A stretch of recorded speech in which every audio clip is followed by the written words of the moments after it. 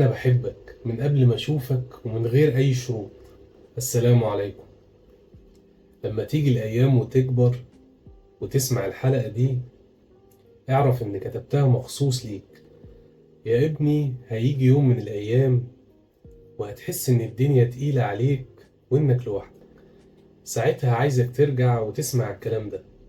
انت مش لوحدك، حتى لو كل الناس اللي حواليك مشيوا وسابوك. انا دايما شايفك وفخور بيك. مش لازم تكون كامل ولا تكون زي حد، كفاية انك بتحاول. غلطتك مش نهاية العالم، بس وقوفك على رجلك ده اللي بيخليك راجل. اختار الخير حتى لو لوحدك. خاف من ربنا بس ما تخافش من الناس. الناس دي عباد ضعيفة، كلنا عباد لله، وكلنا ضعفاء لله وهو القوي.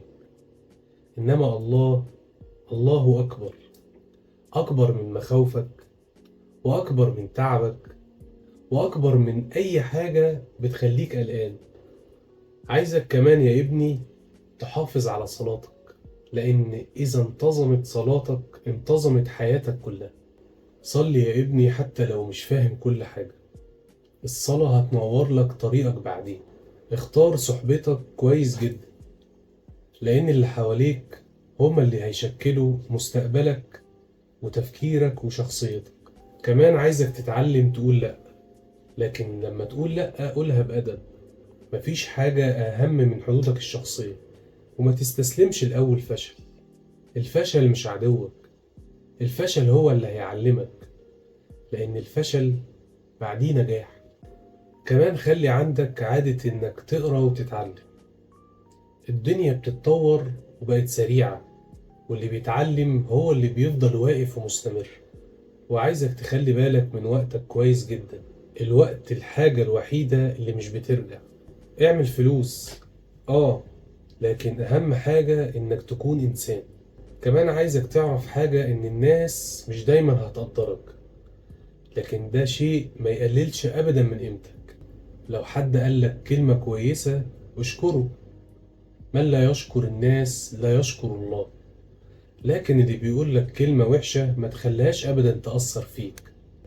لما تحب، حب بصدق، بس خليك واعي وخد بالك من قلبك. لو لقيت حد يشبه قلبك امسك فيه، بس ما تخليش أبدا أي حاجة فوق كرامتك. ولو حسيت في يوم إنك عايز تبكي ابكي.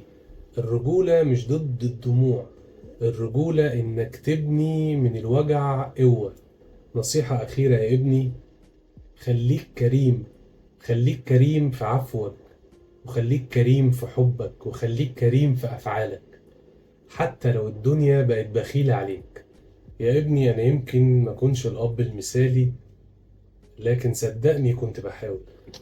وافتكر دايما إن أنا بحبك من قبل ما أشوفك ومن غير أي شروط.